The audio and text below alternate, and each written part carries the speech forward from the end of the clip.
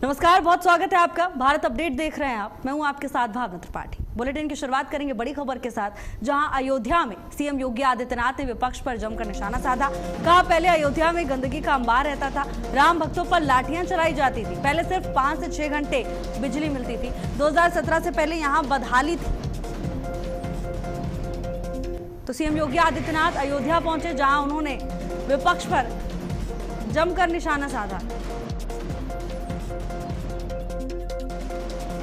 CM ने कहा, 2017 से पहले यहां बदहाली हुआ करती थी, राम भक्तों पर लाठियां चलाई जाती थी, लेकिन अब प्रधानमंत्री नरेंद्र मोदी के नेतृत्व में राम मंदिर का निर्माण हुआ है।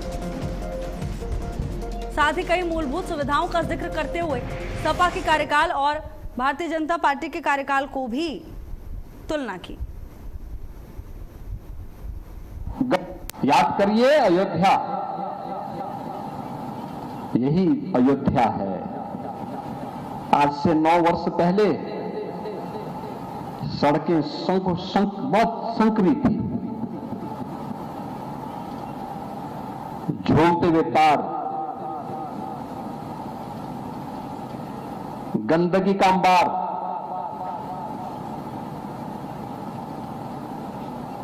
कोई पुरसा हाल नहीं। सरयू मैया की पावन धारा बहती थी, राम जी की पेड़ी सुनसान पड़ी रहती थी।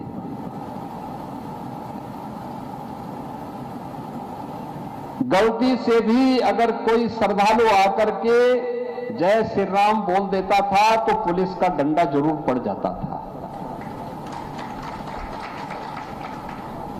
क्या हाल थे तब। अयोध्या के नाम पर देश के अंदर और दुनिया के अंदर जहां कहीं जाते थे, लोग दुत्कारते थे, अपमानित करते थे। संतों के बारे में क्या क्या टिप्पणियां होती थी। और आज अयोध्या का संत देश के अंदर और दुनिया के अंदर जहां कहीं जाएगा, अयोध्या का नाम कोई सुन लेगा तो उसके पैरों में पड़ने की इच्छा होती है कि इसमें पावन धाम से आया हुआ है। ये सम्मान बढ़ा है आपका।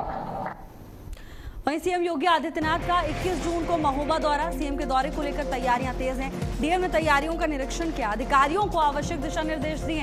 तो देखिए, सीएम योगी आदित्यनाथ के दौरे को लेकर प्रशासन पूरी तरह से अलर्ट मोड पर है। सीएम के दौरे को लेकर तैयारियां तेज हैं, अधिकारियों को दिशा निर्देश दिए गए हैं। सीएम योगी का ये दौरा बेहद खास माना जा रहा है। और वहीं सीएम के दौरे को देखते हुए प्रशासन पूरी तरह से अलर्ट मोड पर है। खुद डीएम ने तैयारियों का निरीक्षण किया, जिलाधिकारी मौके पर पहुंचे और अधिकारियों ने जायजा लिया है तमाम व्यवस्थाओं का। सुरक्षा के क्या कुछ इंतजाम है, देखने के लिए खुद प्रशासनिक अधिकारी मौके पर पहुंची है। डीएम ने तैयारियों का निरीक्षण किया, साथ ही अधिकारियों कर्मचारियों को निर्देश दिए हैं कि तमाम इंतजाम दुरुस्त किए जाएं, किसी तरह की कोई कमी व्यवस्थाओं में नहीं होनी चाहिए।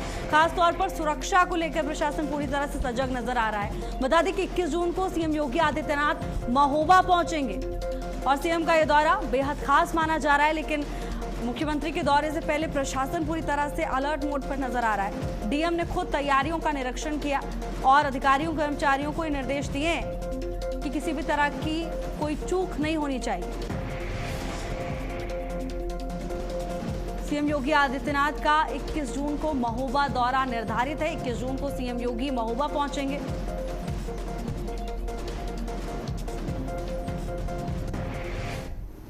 और वहीं अब खबर वाराणसी से है, जहां राहुल गांधी के जन्मदिन पर अनोखा आयोजन किया गया। राहुल गांधी के परशुराम वाले पोस्टर पर लोगों ने दुग्धाभिषेक किया है। पोस्टर में एक हाथ में फरसा लिए हुए राहुल गांधी दिखाई दे रहे हैं, दूसरे हाथ में राहुल गांधी संविधान की किताब लिए दिखाई दे रहे हैं।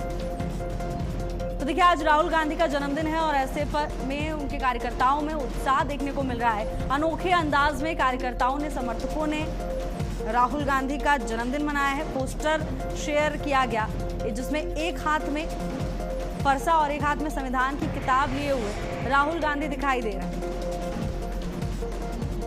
राहुल गांधी के जन्मदिन पर समर्थकों की ओर से अनोखा आयोजन किया गया। तस्वीर आप देखिए, जहां राहुल गांधी के इस पोस्टर में एक हाथ में फरसा लिए हुए हैं और दूसरे हाथ में संविधान की किताब लिए हुए राहुल गांधी दिखाई दे रहे हैं।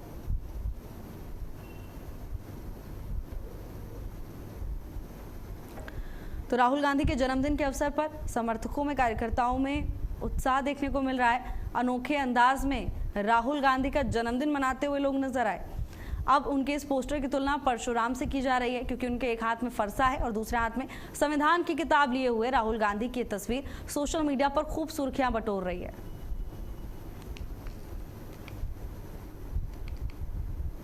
वहीं उत्तर प्रदेश 2027 के महायुद्ध को लेकर सभी सियासी दल कार्यकर्ताओं की परेड के साथ ही सियासी गुड़ागड़ित बैठाना शुरू कर चुके हैं। लेकिन सपा अध्यक्ष अखिलेश यादव अपनी विचारधारा को लेकर अभी भी ट्रायल जोन में ही नजर आ रहे हैं और सॉफ्ट हिंदुत्व के रास्ते पर चलने का विचार भी बना रहे हैं, जिसकी बानगी सपा दफ्तर के बाहर लगे पोस्टर में साफ दिखाई दे रही है। पोस्टर में अखिलेश यादव हनुमान जी की आरती करते हुए दिखाई दे रहे हैं। 2027 विधानसभा चुनाव को लेकर सभी दल तैयारियां शुरू कर चुके हैं। लोगों का गमछा और चौखट तक बदल रही है और ऐसे में अखिलेश यादव का समाजवादी दफ्तर के सामने लगा एक पोस्टर सुर्खियों में आ गया। इस पोस्टर में आप देख सकते हैं कि अखिलेश यादव हनुमान जी की आरती कर रहे हैं। ये तस्वीर उनकी मंगल के भंडारे की है और ये तस्वीर अब एक उनके कार्यकर्ता ने लगाई है और इस कार्यकर्ता ने ये भी लिखा है कि भाजपा से भगवान राम नाराज हैं और इस बार योगी सरकार चली जाएगी। हालांकि ऐसे पोस्टर समाजवादी पार्टी के दफ्तर के बाहर लगते रहते हैं, लेकिन जो तस्वीर अखिलेश यादव की लगी है उससे ये संदेश साफ हो रहा है कि 27 का चुनाव हिंदुत्व वर्सेस हिंदुत्व हो सकता है, क्योंकि जिस तरीके से अखिलेश यादव अब ब्राह्मण की बात करते हैं, मंदिर की बात करते हैं और अब राम की बात कर रहे हैं, तो ऐसे में ये साफ संदेश सामने आ रहा है कि इस बार की सियासत भाजपा वर्सेस सपा के साथ साथ हिंदुत्व वर्सेस हिंदुत्व भी हो सकती है। कैमरामैन गौरव के साथ श्रवण मिश्रा, भारत अपडेट, लखनऊ। वहीं मुरादाबाद से समाजवादी पार्टी की सांसद रुचि वीरा ने पार्टी संगठन में गुटबाजी और फूट को लेकर बड़ा बयान दिया। उन्होंने कहा कि पीडीए कार्यक्रम का उद्देश्य सभी वर्गों को जोड़ना है, लेकिन मुरादाबाद में आयोजित कार्यक्रम की उन्हें ना तो जानकारी दी गई और ना ही पोस्टर बैनर्स में उनकी तस्वीर लगाई गई। सांसद ने आरोप लगाया कि कुछ नेता संगठन में गुटबाजी फैलाकर पार्टी को कमजोर करने का काम कर रहे हैं। उन्होंने कहा कि ऐसे हालात रहे तो आगामी चुनाव में पार्टी को नुकसान उठाना पड़ सकता है। रुचि वीरा ने राष्ट्रीय नेतृत्व से हस्तक्षेप की मांग की है, संगठन को मजबूत करने की अपील की। साथ ही उन्होंने यह भी कहा कि वो पार्टी हित में लगातार काम करती रहेंगी। सांसद, देखिए, मुझे जो पीडीए का प्रोग्राम हुआ, जबकि पीडीए के प्रोग्राम का मतलब ये है, जो हमारे राष्ट्रीय अध्यक्ष जी की सोच है कि लोगों को जोड़ा जाए, चाहे उसमें दलित समाज के लोग हों, पिछड़े हों, अगड़े हों, महिलाएं हों, नौजवान हों, किसान हों, व्यापारी हों, जो शोषित हों, वंचित हों, सबको जोड़ा जाए। लेकिन यहाँ पर जो प्रोग्राम पीडीए का किया गया उसमें या तो उनकी सोच महिला विरोधी है। मैं इकलौती समाजवादी पार्टी की महिला जनप्रतिनिधि हूँ, मुरादाबाद जनपद की, मुरादाबाद लोकसभा क्षेत्र की पहली सांसद हूँ, लेकिन मुझे किसी भी किस्म की कोई सूचना नहीं दी गई, न ही होर्डिंग और बैनर पे मेरी कोई फोटो लगाई गई।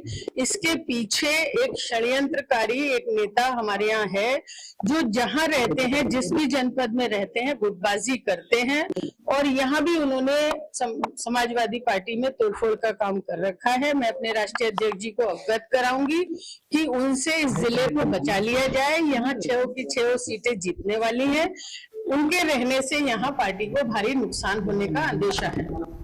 और वहीं प्रयागराज के मेजा थाना क्षेत्र के कुकुर कटवा गांव में हुए चर्चित ट्रिपल मर्डर केस के बाद अब प्रदेश सरकार के औद्योगिक विकास मंत्री नंद गोपाल गुप्ता नंदी पीड़ित परिवार से मुलाकात करने पहुंचे। मंत्री ने मृतकों के परिजनों से मुलाकात की, गहरा शोक व्यक्त किया और मुश्किल समय में ढांढस बंधाने का काम किया। इस दौरान उन्होंने कहा कि प्रदेश सरकार पूरी मजबूती के साथ पीड़ित परिवार के साथ खड़ी है और उन्हें हर संभव सहायता उपलब्ध कराई जाएगी। मंत्री नंदी ने भरोसा दिलाया कि दोषियों के खिलाफ सख्त कार्रवाई सुनिश्चित की जाएगी। साथ ही परिवार को आर्थिक, प्रशासनिक और अन्य जरूरी मदद देने के लिए सरकार हर स्तर पर प्रयास करेगी। उनकी इस मुलाकात से पीड़ित परिवार को कुछ राहत और भरोसा मिला है।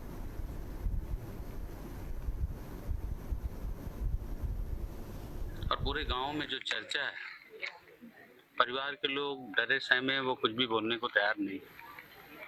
उनकी एक मांग है कि माननीय मुख्यमंत्री जी से हमें मिलवाएं। हम माननीय मुख्यमंत्री जी से परिवार के जिन जिन लोगों का नाम दिया गया है, अभी हम लखनऊ जाएंगे, माननीय मुख्यमंत्री जी से समय लेकर के इन सबको परिवार के लोगों को मिलवाएंगे। और आप सबको इस बात का भरोसा और विश्वास है कि माननीय मुख्यमंत्री जी तक ये बातें प्रशासन के माध्यम से, LIU के माध्यम से सब तरह से पहुंची हैं। जो बचा कुचा है वो परिवार के लोग जाकर के बताएंगे और दोषियों को कड़ी से कड़ी सजा मिलेगी। वहीं कानपुर में महानगर उद्योग व्यापार मंडल के पदाधिकारियों ने पुलिस कमिश्नर कार्यालय पहुंचकर महाराजपुर थाना प्रभारी के खिलाफ कार्रवाई की मांग उठाई है। व्यापारियों ने ज्ञापन सौंपते हुए आरोप लगाया कि रूमा क्षेत्र में एक विवादित जमीन पर कोर्ट का स्टे आदेश होने के बावजूद भूमाफियाओं ने कब्जा किया है और यहां पर निर्माण भी करवाया जा रहा है। व्यापार मंडल का दावा है कि इस पूरे मामले में थाना प्रभारी की भूमिका संदिग्ध है। व्यापारियों का कहना है कि शिकायत करने पर कार्रवाई के बजाय उन्हें झूठे मुकदमे में फंसाने की धमकी दे दी गई। अब संगठन ने मांग की है कि भूमाफियाओं और मामले में शामिल पुलिसकर्मियों के खिलाफ निष्पक्ष जांच कर सख्त कार्रवाई की जाए।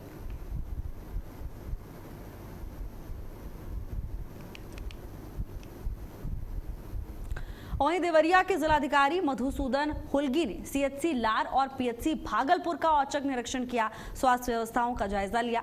बता दें कि निरीक्षण से पहले DM ने अपना वाहन करीब 200 मीटर दूर ही रुकवा दिया और पैदल चलकर अस्पताल पहुंचे। जांच के दौरान दोनों स्वास्थ्य केंद्रों से कुल 29 कर्मचारी अनुपस्थित मिले, जिनके खिलाफ कारण बताओ नोटिस जारी करने के निर्देश दे दिए गए हैं। CHC लार में 24 और PHC भागलपुर में 5 कर्मचारी गैर हाजिर पाए गए। हालांकि निरीक्षण में टूटी बाउंड्री वॉल, लो वोल्टेज और अन्य व्यवस्थागत खामियां भी सामने आई। DM ने मरीजों को बेहतर इलाज, समय पर दवा, साफ सफाई और जननी सुरक्षा योजना के प्रभावी क्रियान्वयन के निर्देश दिए। साथ ही लापरवाही पर कड़ी कार्रवाई की चेतावनी भी दे दी है।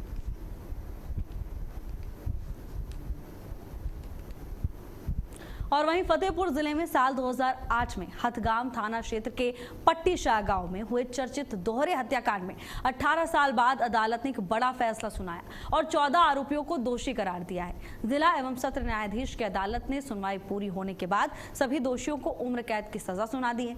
अब बता दें कि साल 2008 में गाँव में निकल रहे मातमी जुलूस के दौरान बसपा नेता मज्जू मियां और उनके बेटे रियाज अतहर और निजी अंगरक्षक शमशाद पर ताबड़तोड़ फायरिंग की गई थी। हमले में बसपा नेता के बेटे की मौके पर ही मौत हो गई थी, जबकि गंभीर रूप से घायल अंगरक्षक शमशाद ने इलाज के दौरान दम तोड़ दिया। वहीं इस घटना के बाद क्षेत्र में भारी तनाव फैल गया था। पुलिस ने मुकदमा दर्ज कर मामले की जांच शुरू की थी। फिलहाल मामले में करीब 18 साल बाद कोर्ट ने फैसला सुनाया है।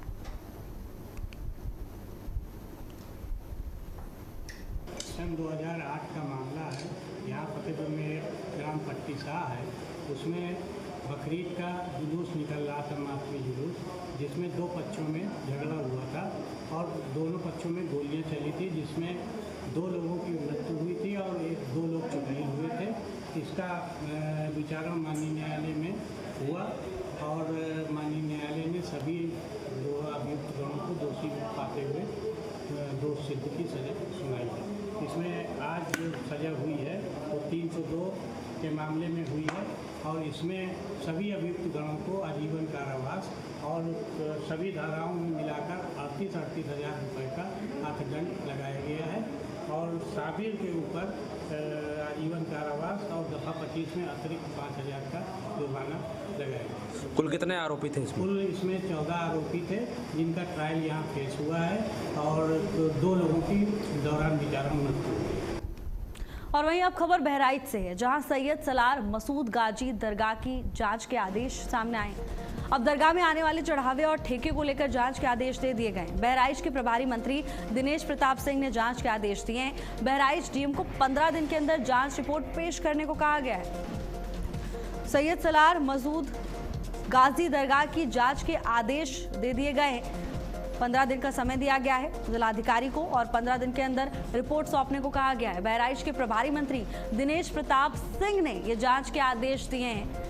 बहराइच डीएम को 15 दिन का समय दिया गया है। कहा गया कि 15 दिन के अंदर जांच रिपोर्ट पेश की जाए।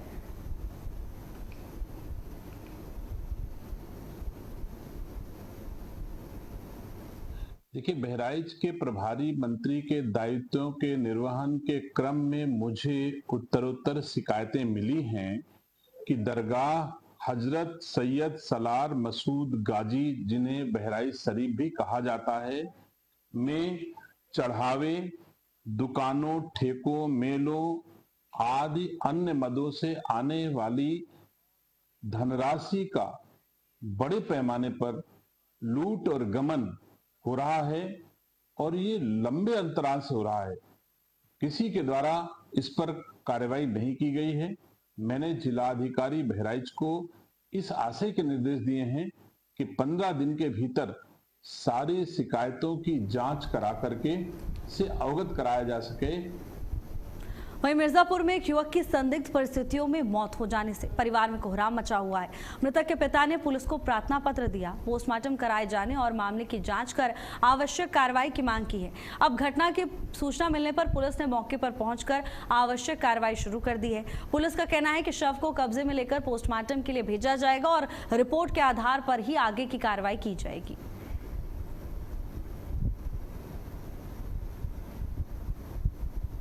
मामला हुआ है, एक्सीडेंट हुआ है। ट्रक यहाँ पहले भाग गई थी, फिर ले गए थे, फिर उसका मालिक था वो गया ले आया, फिर चौकी बुला गया, गाड़ी चौकी पाई, फिर चौधक्का यहाँ खड़ी थी उसका, फिर चौकी से यहाँ से दरोगा साहब जो भी बैठे गए वहाँ टंकी पे गाड़ी लिया के वहाँ टंकी पे गाड़ी लगी, वहाँ पैसा से दिया तो यहाँ से गाड़ी वहाँ खड़ी हो गई सुरक्षित। आए चौधक्का से दरोगा साहब यहाँ छोड़े तो वही गाड़ी छोड़ने के लिए तभी ना समझौता हुआ है, पैसा दिए तभी ना।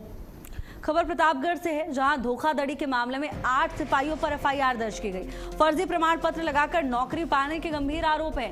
अब मामले में फर्जी सर्टिफिकेट पर नौकरी पाने की पोल खुली है। एसपी के आदेश पर नगल कोतवाली में मुकदमा दर्ज किया गया। पूर्व आरटीसी प्रभारी राजेश कुमार यादव ने मुकदमा दर्ज कराया।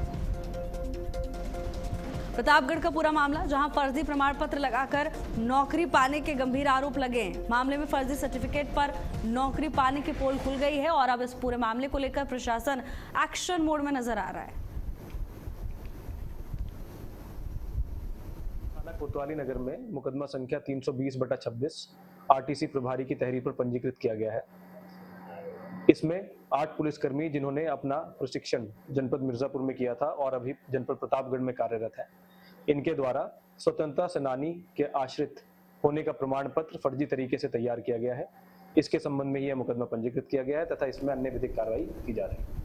तो वहीं गाजियाबाद में अवैध और नियमों के विरुद्ध हो रहे निर्माण कार्यों को लेकर एक परिवार की जान को खतरे में डाल दिया। एक निर्माणाधीन बेसमेंट के कारण बगल के मकान की नींव कमजोर हो गई, मकान गिरने की कगार पर पहुंच गया है। मामले की जानकारी मिलने पर पुलिस और जीडीए की टीम मौके पर पहुंची है, स्थिति का जायजा लिया। पीड़ित परिवार का आरोप है कि निर्माण कार्य शुरू होने के समय ही जीडीए से शिकायत की गई थी, लेकिन अधिकारियों ने कोई कार्रवाई नहीं की। स्थानीय लोग भी अब इस मामले में जिम्मेदार लोगों के खिलाफ कार्रवाई की मांग कर रहे हैं।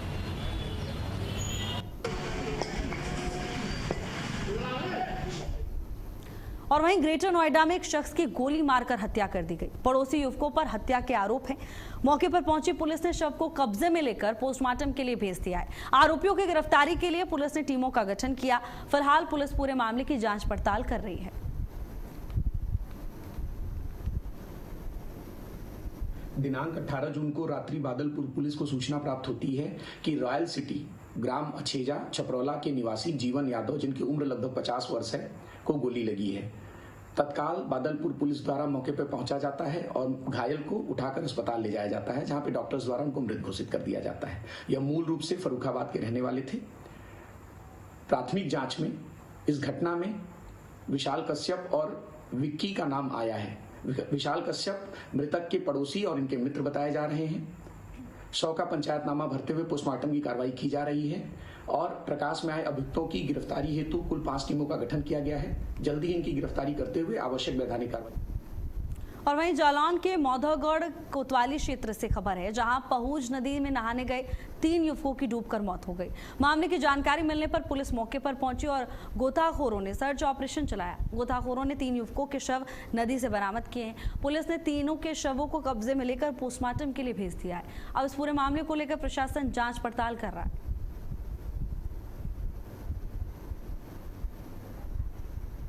आज दिनांक 18 जून 2026 को भिंड मध्य प्रदेश के कुछ युवक यहाँ 16-17 करीब संख्या में पहुज नदी जो कि ग्राम गोपालपुरा में यहाँ बहती है, यहाँ पे नहाने के लिए आए थे। इसी में से 3 युवक नहाते हुए गहरे पानी में चले गए। अन्य युवकों द्वारा उनको बचाने का प्रयास किया गया, लेकिन वो नहीं बचा न सके। इसमें अन्य युवकों द्वारा थाना माधोगढ़ पे सूचना दी गई। थाना माधोगढ़ द्वारा मौके पहुंचकर स्थानीय गोताखोरों और एसडीआरएफ की टीम के द्वारा उनको ढूंढने का प्रयास किया गया। इसी बचाव के दौरान तीनों के शव बरामद हुए। खबर रायबरेली से है, जहां दिन दहाड़े अज्ञात बदमाशों ने सराफा व्यापारी को गोली मार दी और मौके से सोने चांदी के आभूषण लेकर फरार हो गए। घायल सराफा व्यापारी को इलाज के लिए अस्पताल ले जाया गया। पुलिस ने मामला दर्ज कर लिया है और पुलिस मामले की जांच कर रही है। तो वहीं आसपास की सीसीटीवी फुटेज खंगालने में पुलिस जुटी हुई है, जिससे जल्द से जल्द बदमाशों तक पहुंचा जा सके।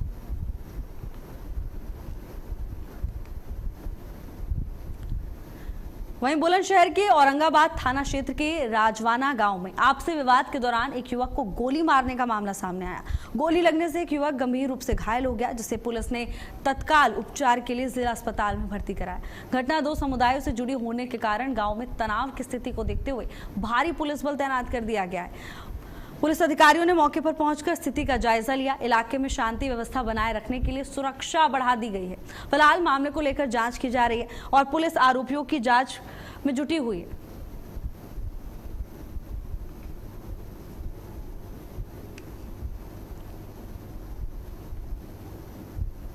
वहीं बदायूं में एसएसपी से शिकायत करना एक परिवार को भारी पड़ गया। आरोप है कि शिकायत कर वापस लौट रहे लोगों पर दबंगों ने लाठी डंडों से हमला कर दिया। हमले में 5 लोग गंभीर रूप से घायल हो गए हैं, जबकि कार में भी तोड़फोड़ की गई है। अब पीड़ितों का इलाज जिला अस्पताल में जारी है और पुलिस मामले की जांच कर रही है। तो पुलिस मामला दर्ज कर मामले की जांच पड़ताल कर रही है। बताया जा रहा है कि इस हमले में 5 लोगों को चोटें आई हैं। एसएसपी से शिकायत करना पीड़ित को भारी पड़ गया।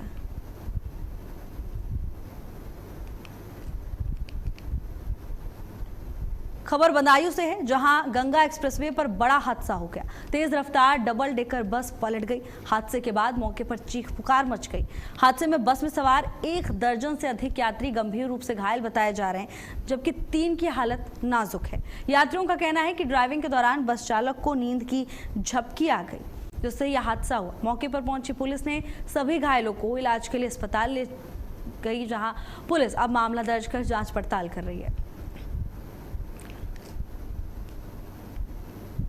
फिलहाल के लिए मेरे साथ बस इतना ही। आप देखते रहिए भारत अपडेट। नमस्कार।